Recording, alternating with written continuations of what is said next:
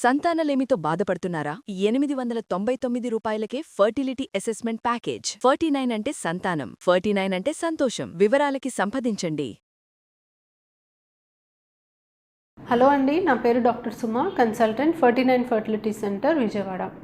So egg quality and egg quantity మనకి ఏది ముఖ్యం, మనం ఏం చూసుకోవాలి అనే దాని గురించి డిస్కస్ చేస్తాం.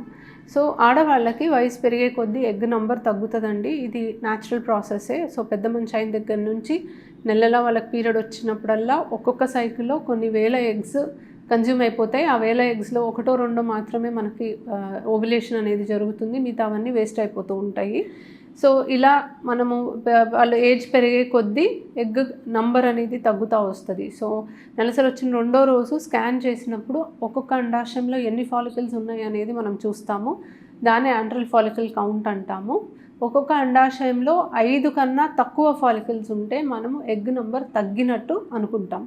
సిమిలర్గా ఒక blood test serum AMH levels చేస్తే AMH లెవెల్స్ 1.2 కన్నా తక్కువ ఉంటే మనకి ఎగ్ కౌంట్ తక్కువ ఉన్నట్టుగా అర్థం.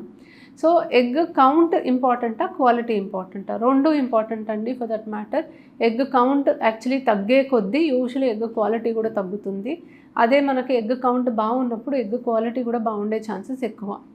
మనకి ఎగ్ క్వాంటిటీ అనేది ఏజ్ డిపెండెంట్. సో ఏజ్ పెరిగే కొద్దీ మనకి ఎగ్ కౌంట్ తగ్గుతుంది. సిమిలర్లీ ఎగ్ క్వాలిటీ కూడా ఏజ్ పెరిగే కొద్దీ తగ్గుతూ వస్తుంది. సో తక్కువ ఏజ్ ఉన్న వాళ్ళల్లో ఎగ్ కౌంట్ కొంచెం తక్కువ ఉన్న క్వాలిటీ బాగుండే ఛాన్సెస్ ఎక్కువ ఉంటాయి.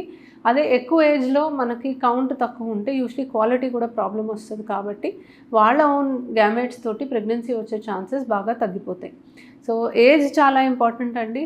చాలా తక్కువ ఏజ్ వీలైనంత ఫాస్ట్గా ప్రెగ్నెన్సీ ప్లాన్ చేసుకుంటే మీకు తక్కువ ఎగ్స్ ఉన్నా మంచి క్వాలిటీ ఎగ్స్ ఉంటాయి కాబట్టి ప్రెగ్నెన్సీ ఛాన్సెస్ బాగుంటాయి.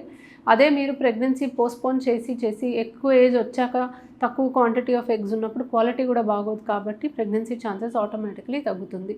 సో ఎవరైతే మీరు for what ever reasons pregnancy ఇప్పుడు ప్లాన్ చేసుకోవట్లేదు, ఫ్యూచర్లో 35 దాటాకో 40 ఇయర్స్ వచ్చాకో అప్పుడే ప్లాన్ చేసుకోవాలి, కెరియర్ వల్ల కానీ లేకపోతే మీకు ఏదైనా హెల్త్ ఇష్యూస్ వల్ల కానీ లేకపోతే social reasons for what ever it is మీరు పోస్ట్పోన్ చేయాలి అనుకుంటే తక్కువ ఏజ్లో అంటే మీకు లేట్ 20s 30 లోపలే మీరు మీ ఎగ్స్ని ఫ్రీజ్ చేసుకుంటే మీకు ఎన్ని ఎగ్స్ వచ్చినా కూడా మంచి క్వాలిటీ ఎగ్స్ ఉంటాయి కాబట్టి మీకు ప్రెగ్నెన్సీ వచ్చే ఛాన్స్ ఫ్యూచర్లో అదే ఎగ్స్ వాడి బాగుంటుంది అనమాట.